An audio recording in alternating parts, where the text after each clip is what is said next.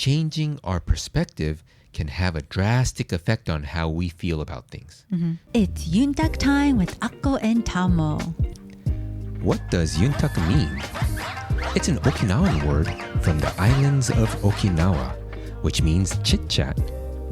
We want to invite you to our kitchen table and include you in our chit-chat to explore new ways of thinking, to welcome different perspectives, And we want to share ideas on how to love yourself, love your partner, and shower your children with love. This is episode 21. And the topic of the day is think, how can we, and who can help? But before we get started, please take a quick moment to subscribe to our show. So let's get back to our recent happenings.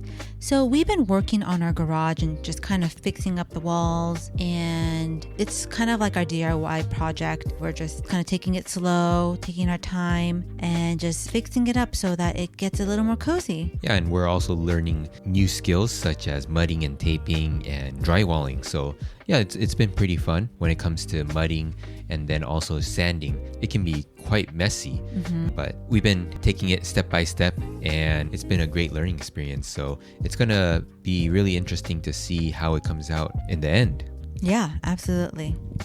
So let's get back to our topic of the day.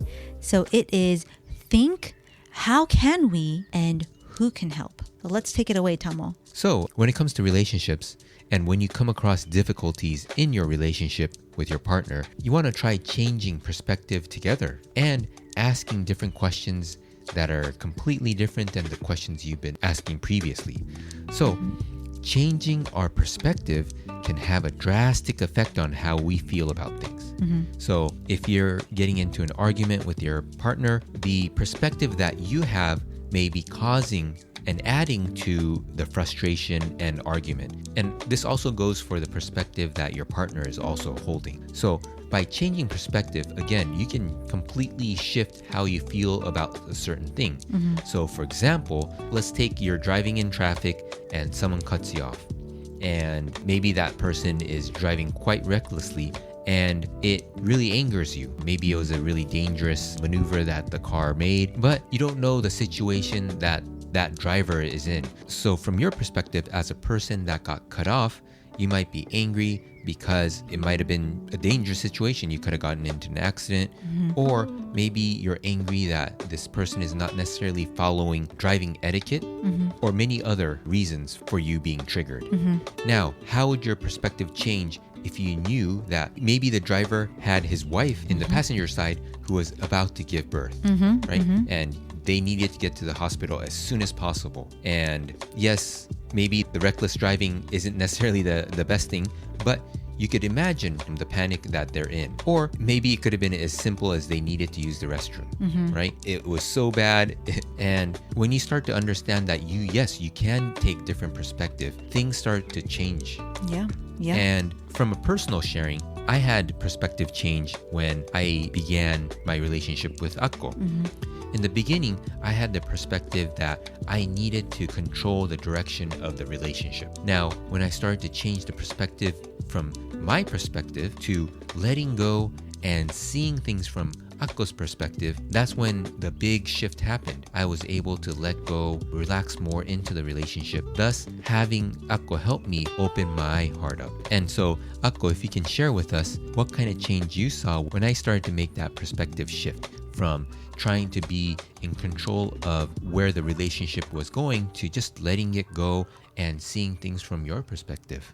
Thank you for sharing. Yeah, so when I started noticing that shift, it was a complete 180 change. Let's say our relationship was at like 50%. It literally skyrocketed up to like 80, 90%. So what I mean by that is the potential is 100% in a relationship, let's just say. And we were still at like 50%. And that shift really skyrocketed it so that it was 90%. And the rest of the 10% is more fine-tuning of the relationship. I think it really changed the direction of a relationship for the better. So yeah, even changing perspective is not the easiest thing. So I would really respect Tamo for being even able to change his perspective. And one thing that I want to say is when you're changing perspective or looking at things from your partner's point of view, it doesn't mean that you're losing out or anything like that. It allows you to see a more complete picture of the relationship, because a relationship is not just all about you, right? It's about the two of you coming together and becoming 1 + 1 = 11. You want more to come about from the relationship, not just being together and spending time together, but there's so much more golden nuggets, diamonds, and all these jewels that come out of the relationship. But it does require you to begin loosening up the beliefs that you have and start to look at things from, again, your partner's perspective, so that you can be as compassionate, as loving, as caring as possible. 100%. And even when you give that example about someone cutting you off, when you see it from that other driver's perspective and you make scenarios where it was an emergency, it's actually for your own benefit. It saves you from being triggered, being in a really bad mood, like for the whole day, where it kind of ruins your whole day. So it really is saving you, saving your energy, saving your emotions from going through that turmoil of what may not really be necessary by just changing your perspective. So I just wanted to just kind of get that out there.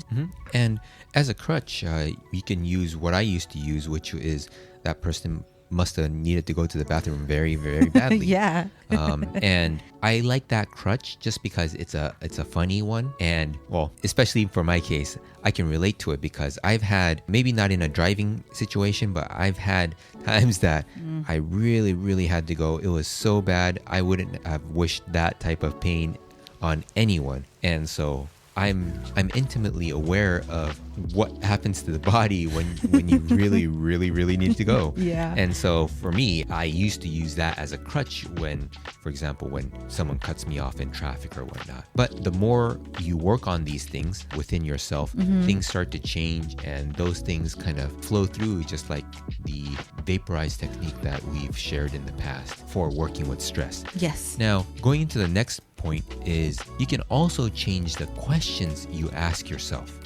And by asking different questions, it can result in completely different outcomes. So a typical one is you might say, oh, it's too hard, I can't. But instead of saying that, why not question, how can we? And who can help us, right? In relationships, we tend to keep the issues within the relationship. And if we do share issues with our friends, it's usually only shared from our perspective, right? And we might be so triggered and angry or sad or whatever the emotion is so powerful, we have a hard time looking at things from our partner's perspective, right? And so by asking different type of questions, you can start shifting your perspective and seeing things from their perspective. And then you can see, again, things from your partner's perspective, and then bring it back to your perspective and merge it together and see if you can work something out with your partner. And also, it is your partner's responsibility for them to work on understanding what your perspective is. Absolutely. So I wanted to share some simple questions. So the first question can be as simple as, what is my partner's perspective? And then once you ask yourself that, ask your partner, what's your perspective on this? And ask your partner their perspective. And listen to their perspective in the most equanimous way. Keep yourself as calm as you can, and then you can share your perspective with your partner. And of course, your partner will have to be willing. And here are a few more questions to get you starting to dig deeper. And these questions are questions that may take quite a while, months and years of asking yourself in order to get to the depths of why you may think a certain way. So the first question is, what are 3 things you love about your partner? Think about that, and you can share it with your partner. Another one is, what are things that you would love your partner to do more of?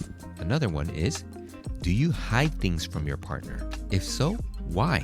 And then when you answer that why, then ask why again. And if not, if you don't hide things from your partner, what do you hide from yourself? This is a pretty difficult one because there are things that you hide from yourself through entertainment. Maybe it's shopping, maybe it's binge watching, maybe it's leaning towards drugs and alcohol, or maybe it's food. There are things that you do to hide from the things that you don't want to see in yourself. Yeah. So, and the last one is, what beliefs do you have about relationships? Why is that? And about this question, which is what beliefs do you have about relationships, is that the beliefs that you have about the relationship, your partner may not share. So by bringing this up, you can get to a much deeper level of understanding with your partner and how they see relationships. And then you can also share how you see relationships. And sometimes these beliefs need to be broken down. It needs to be examined. And from there, you can start building it back up and building a much more robust foundation for the two of you to stand upon and grow together.